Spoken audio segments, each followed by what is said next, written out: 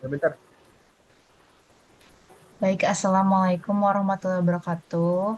Di sini kami akan mempresentasikan tugas besar dari mata kuliah Teori Informasi dengan judul Prediksi Harga Saham menggunakan Linear Regression atau Artificial Neural Network atau Long Short Term and Memory.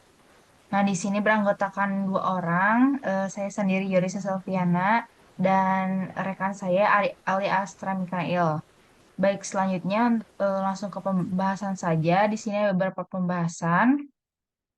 Yang pertama itu ada konsep dasar dan pendekatan praktis, kemudian tinjauan data, pembahasan aplikasi dan implementasi algoritma. Kemudian yang terakhir ada kesimpulan. Baik, untuk mempersingkat waktu, pemaparan pertama mengenai konsep dasar dan pendekatan praktis akan dijelaskan oleh saya sendiri. Nah, secara konsep dasar ini eh, prediksi harga saham menggunakan regresi linear dan artificial neural network dan long short term and memory melibatkan pendekatan yang berbeda dalam memodelkan perilaku harga saham. Berikut ini konsep dasarnya. Yang pertama itu regresi linear. Dalam regresi linear ini memiliki satu atau lebih variabel independen yang digunakan untuk prediksi harga saham. Selanjutnya ada artificial neural network. Jadi ANN ini adalah model jaringan saraf tiruan yang terdiri dari lapisan-lapisan yang saling terhubung. Selanjutnya adalah long short term memory. Dari jenis ini adalah jaringan saraf rekurensi yang dirancang khusus untuk memahami data berurutan seperti data harga saham yang berkaitan dengan waktu. Perlu diingat juga bahwasanya masing-masing metode memiliki kelebihan dan keterbatasan sendiri. Kemudian regresi linear ini lebih sederhana dan mudah diinterpretasi, tetapi tidak selalu mampu menangani hubungan yang kompleks. AM juga lebih fleksibel dalam menangani hubungan linear, sedangkan LSTM lebih cocok untuk data berurutan, tetapi dapat lebih rumit dalam penggunaannya. Secara lingkungan aplikasi, prediksi harga saham ini menggunakan Google Colab dan dataset melibatkan penerapan berbagai pendekatan seperti regresi linear, artificial neural network, dan long short-term memory untuk memodelkan perilaku harga saham. Mungkin masuk ke pembahasan kedua, yaitu tinjauan data. Secara tinjauan data, secara keseluruhan terdapat library yang dibutuhkan. Yang pertama ada NumPy. NumPy ini adalah pustaka dasar yang penting dalam ekosistem Python untuk komputasi numerik. Kemudian ada Pandas. Pandas ini adalah pustaka untuk analisis data yang menyediakan struktur data tingkat tinggi, terutama data frame untuk menyimpan dan memanipulasi data tabular. Kemudian ada Matplotlib. Ini adalah pustaka untuk visualisasi data Python. Ini juga menyediakan fungsi untuk membuat berbagai jenis grafik. Selanjutnya ada Scikit-learn Linear, yaitu pustaka machine learning yang populer dalam ekosistem Python. Eh, di sini itu ada menyediakan algoritma untuk memodelkan regresi linearnya. Selanjutnya ada TensorFlow, yaitu pustaka pembelajaran mesin yang dikembangkan oleh Google, menyediakan infrastruktur untuk membangun dan melatih model pembelajaran mesin, terutama jaringan saraf. Selanjutnya, yang terakhir itu ada keras. Keras ini adalah antarmuka tingkat tinggi untuk membangun dan mematih model jaringan saraf tiruan di atas TensorFlow. Ini juga memungkinkan pembuatan model dengan sintak yang lebih ringkas dan mudah dimengerti. Lanjut ke pembahasan yang ketiga, yaitu pembahasan aplikasi. Yang pertama, mengenai regresi linear terlebih dahulu. Perlu juga diimport pustaka dan baca datanya, kemudian dibaca data dari file CSV, kemudian tampilan 5 baris pertama dari data. Nah, ini juga memanggil setiap metode pada data frame yang mengembalikan 5 baris pertama dari data frame tersebut. Selanjutnya ada memilih 8 fitur pertama, kemudian normalisasi data. Selanjutnya ada menampilkan 5 baris terakhir dari data yang telah dinormalisasi. Nah, ini juga menampilkan dari baris 5 baris terakhir dari data frame yang telah dibuat atau diubah. Selanjutnya ada persiapan data untuk model time series dan menampilkan dimensi data. Ini juga dapat mencetak dari data frame yang menyatakan jumlah baris dan jumlah kolom dalam data frame. Nah, hasil cetakan ini juga memberikan informasi tentang jumlah data dan fitur yang akan digunakan. Selanjutnya ada menetapkan nilai target ke dalam kolom baru atau goal pada data frame, kemudian memisahkan fitur dan target serta menampilkan bentuk data, fitur dan targetnya. Selanjutnya ada pembagian data dari tren dan tes, kemudian menentukan batas untuk membagi data tren dan tes. Setelah membuat data trends dan data tes, akan ditampilkan ukuran data dari data tren dan data tesnya. Selanjutnya ada konversi data ke dalam format NumPy array. Nah, ini juga dapat menampilkan data X-trend dan Y-trend-nya.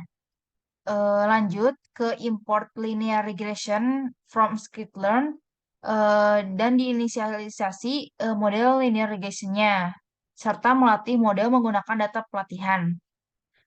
Nah, dapat divisualisasikan juga koefisien regresi linear yang dapat ditampilkan pada gambar berikut.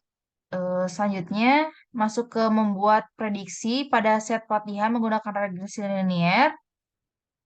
Setelah itu bakal terlihat visualisasi performa dari model pada set pelatihan, sehingga perbandingan prediksi dan data pelatihan dapat dilihat pada gambar berikut ini. Selanjutnya ada visualisasi perbandingan nilai aktual dan prediksi pada set pelatihan ini juga memberikan beberapa sampel sehingga perbandingannya itu terlihat dari nilai aktual dan prediksi pada set pelatihan. Selanjutnya ada prediksi dan evaluasi performa model pada set pengujian. Ini juga dapat menampilkan visualisasi perbandingan prediksi dan data uji. Lanjut pada visualisasi performa model dan set pengujian itu dari visualisasi sebelumnya. Nah, untuk menghitung matrik evaluasi dan set pelatihan ini juga dapat menghitung mean absolute error dan menghitung mean eh, s- sequence errornya juga. Lanjut mungkin ke yang terakhir ada evaluasi dari prediksi kenaikan atau penurunan pada set pengujian. Hal ini juga dapat menghitung akurasi prediksi kenaikan dan penurunannya. Dan di sini bisa dilihat prediksi dari kenaikan dan penurunannya itu yang benar ada 0,44. Lanjut mungkin ke artificial neural network. Hal ini juga menginput library dari TensorFlow terlebih dahulu, kemudian dapat menampilkan diagram dari visualisasinya, sehingga ketika dimasukkan data frame tersebut sudah masuk ke dalam gambar visualisasi. Selanjutnya, mendapatkan prediksi dari model pada set pelatihan.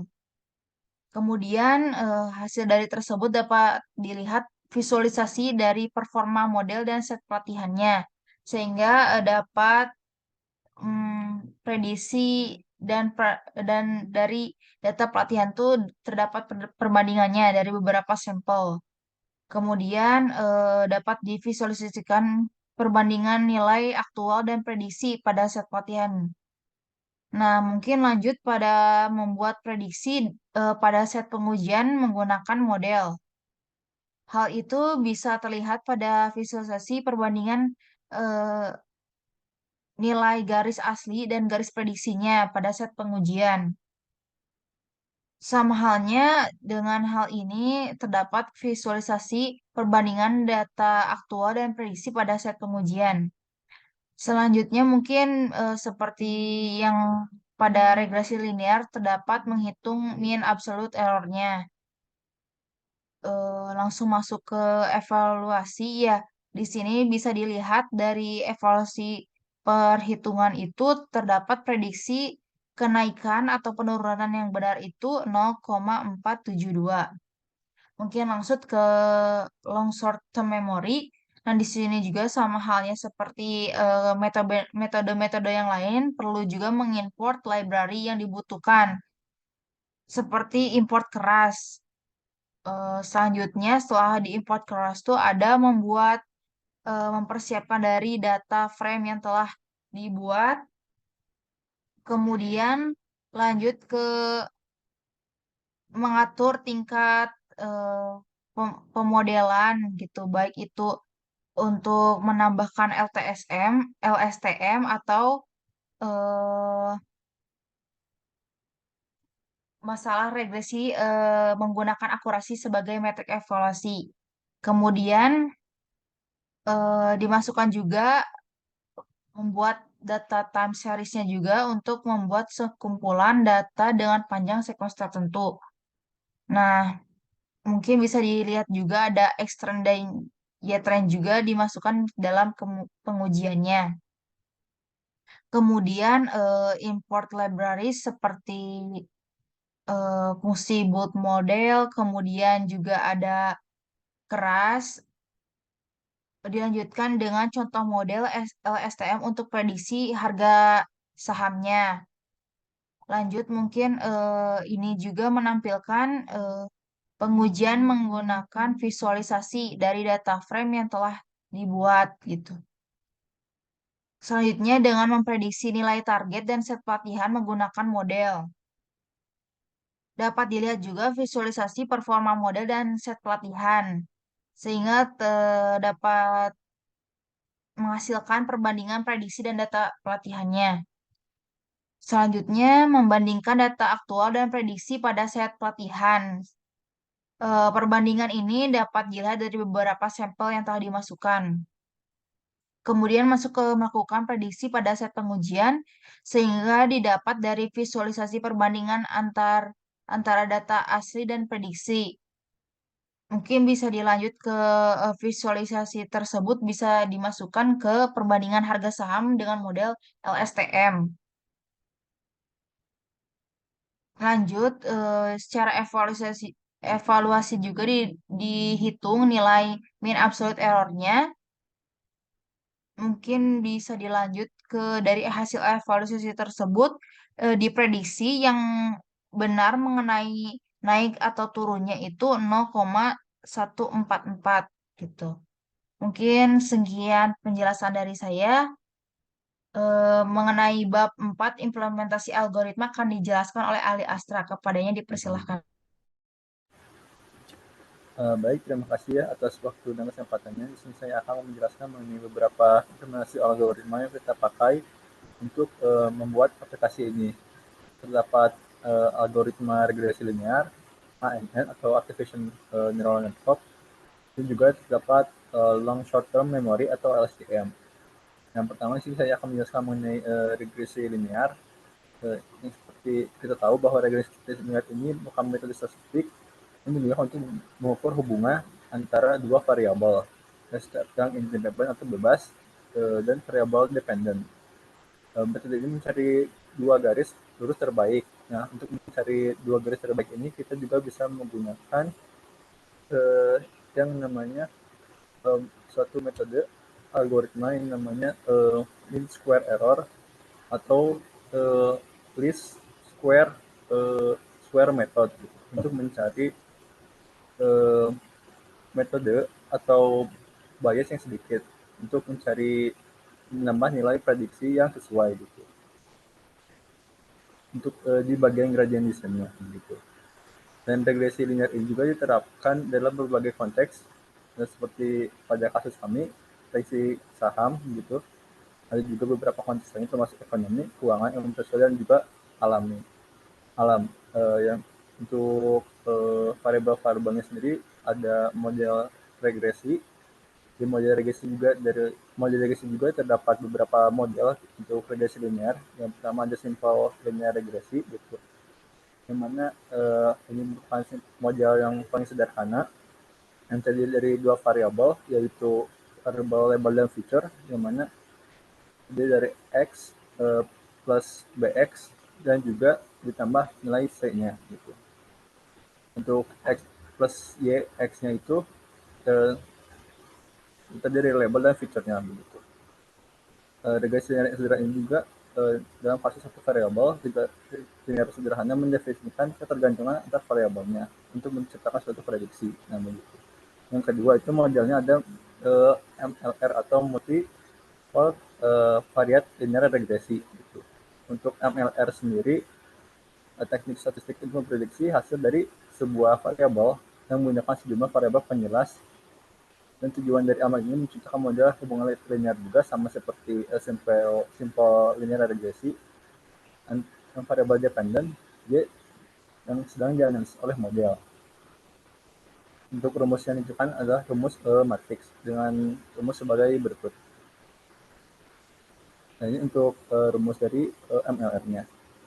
Dan yang selanjutnya itu model polinomial regresi. Regresi ini juga mirip-mirip seperti MLR yang terdiri dari beberapa variabel begitu. Regresi polinomial ini merupakan kasus khusus dari MLR. Jadi lebih dikhususkan lagi dari MLR-nya, di mana persamaan data polinomial bercampur dengan interaksi lengkung antara variabel dependent dan independent. Dan untuk rumusnya sebagai berikut untuk mencari nilai prediksinya. Yang kedua itu variabel dalam regresi linear ada namanya loss function, di mana kita juga dalam menentukan suatu akurasi diperlukan kecocokan atau kesesuaian dalam menentukan loss function-nya.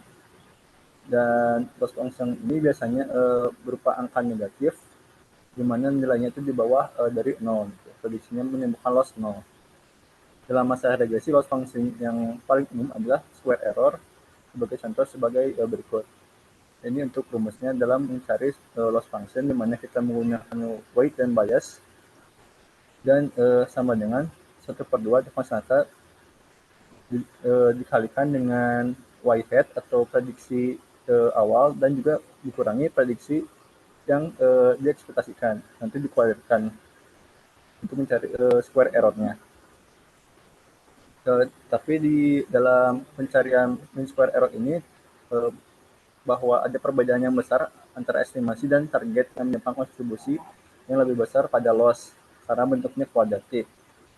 Nah, karena untuk mengatasi hal ini ada yang namanya juga MAE atau mean absolute error. Jadi perbedaannya itu kalau di MAC itu kita menggunakan kuadratik, dalam MAE kita menggunakan suatu nilai absolut.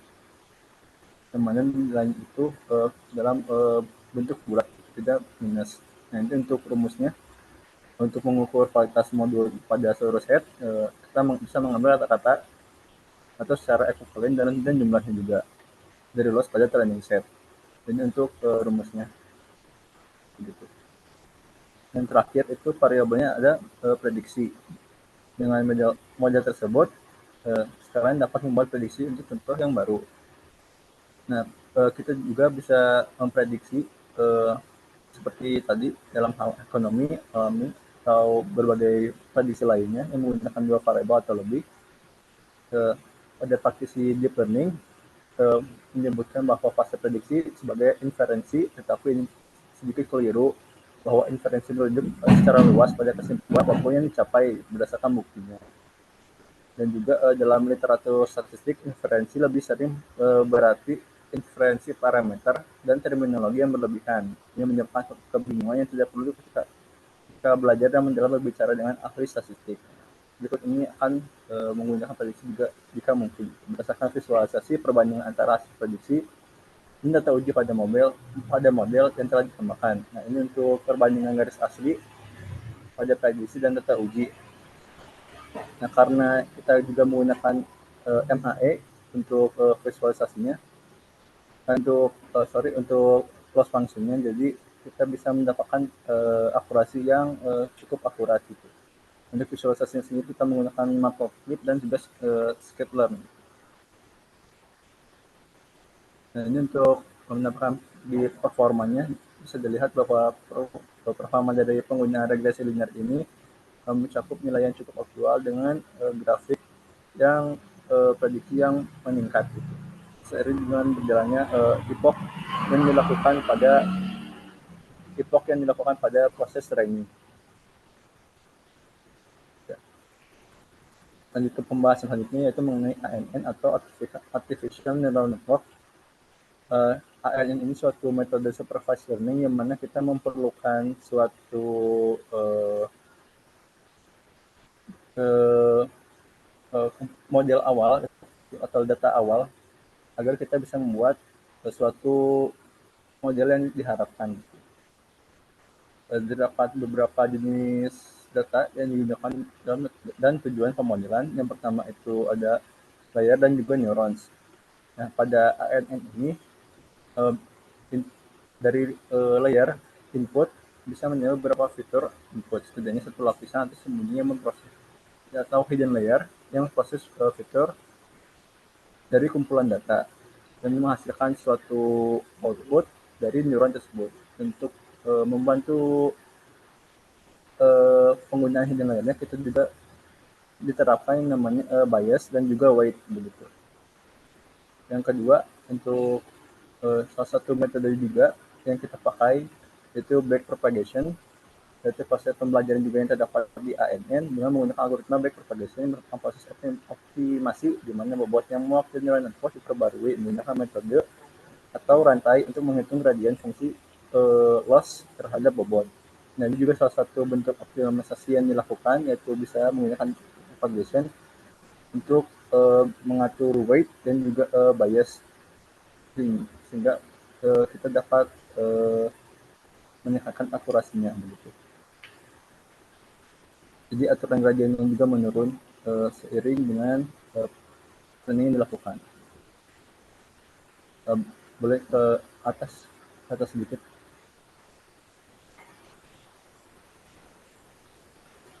Ya, ini untuk rumusnya. Terdapat nilai cache atau variabel yang penghitung untuk loss-nya ini digunakan sebagai argumen untuk mengevaluasi layar yang digunakan. Boleh. Ini untuk rumusnya. Ya, mungkin kita lanjut ke visualisasinya.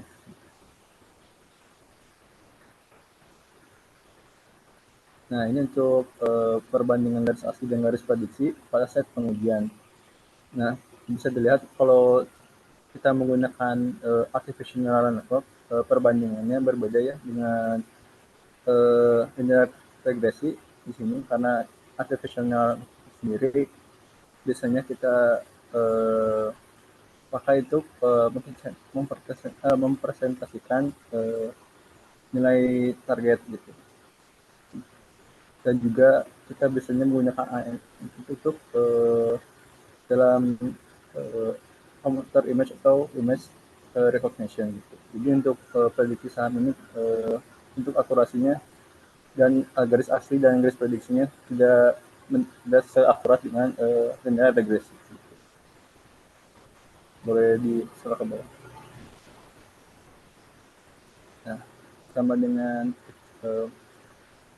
prediksinya dari performanya juga untuk prediksi nilai prediksinya dan data aktualnya juga dibilang cukup jauh karena mungkin dari perhitungan gradien di sini juga untuk penghitungan biasnya untuk di ANN sendiri tidak sesuai atau tidak cocok untuk menghitung dalam proses prediksi begitu.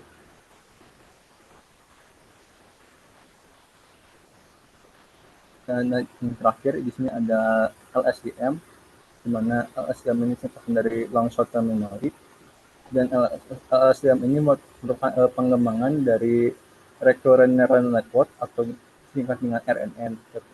Dan RNN ini terkait dengan data berurutan atau deret waktu. LSTM merupakan salah satu bentuk dari jaringan recurrent neural network, dan di sini LSTM ini dikembangkan untuk memecahkan masalah vanishing gradient. Ini dikenalkan oleh Ockhatter dan Skip Dudabar pada tahun 1997. Ini seperti LSTM ini juga bisa digunakan dalam proses NLP atau pemrosesan bahasa alami. Dan di sini juga ada beberapa variabel atau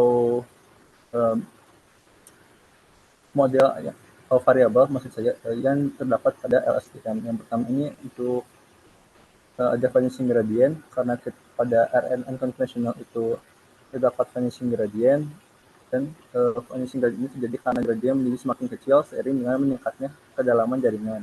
Nah, untuk mengatasi hal tersebut, STM merancang mekanisme khusus yang memungkinkan informasi untuk dijaga dan atau dilupakan sesuai dengan kebutuhan. Nah, jadi kita bisa mengatur untuk LCM ini agar tetap mengingat suatu input yang diberikan oleh si penggunanya. Berbeda dengan RNN konvensional yang terdapat vanishing gradient. Gitu. Yang kedua itu ada arsitekturnya. Nah, dari arsitekturnya ini sedikit berbeda dari recurrent neural network, di mana untuk di LSTM ini terdapat solid state memory dan juga forget gate. Di mana forget gate ini adalah langkah pertama dalam LSTM untuk memutuskan informasi apa yang dihapus dari solid memory sebelumnya. Di LSTM juga melakukan gerbang pembaruan untuk mengontrol skala memori dan juga mengatur menggunakan fungsi sigmoid untuk menentukan sejauh mana informasi pertama harus diabaikan begitu. Dan terakhir juga ada input gate dan output gate sebagai penerima input data dan memberikan output data dari hasil modelnya gitu.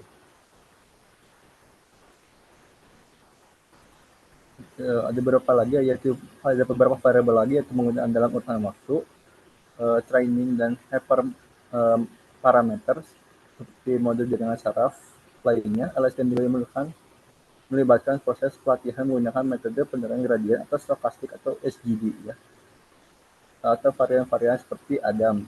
Nah, varian seperti learning rate dan jumlah unit dalam LSTM. Nah, jadi untuk activation atau optimizernya di LSTM ini menggunakan yang namanya hyperparameter.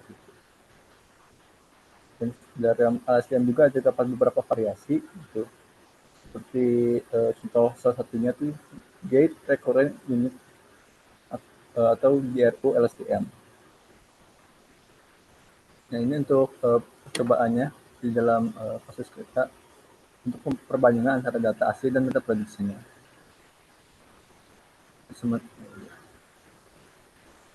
Nah, ini juga untuk dari tampilan visualisasi dari bentuk performanya dari harga saham dengan model LSTM.